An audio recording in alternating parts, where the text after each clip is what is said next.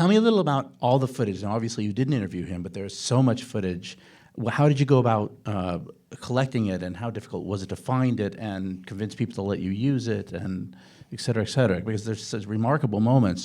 So kind of candid. He's on a train. He's here. He's there. Well, a lot of those candid moments. I mean, I faced a problem, which was, with very brief exceptions in a number of conversations that I had with Julian, I couldn't get at this Julian that people talked to me about prior to the Afghan war log release, which was a much more charming, charismatic character, and in some ways innocent and naive. I couldn't get at that character, and I didn't know in the present that I was living in whether I would be able, even in an interview, to get him to go there. That person had disappeared.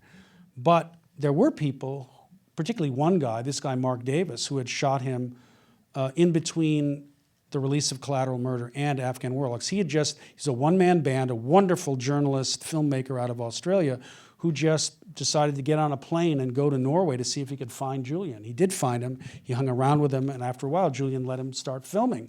And so he was following him everywhere, and it's just fantastic footage because it's so intimate. And you can feel that charm, and also that kind of David and Goliath vibe. He was the ultimate David, you know, hanging out there, chewing an apple in the station. There's nobody around him. He's got a backpack with a laptop. Sometimes he puts that whole honking Big Mac in there. It was just fantastic footage. And over time, you know, Mark and I,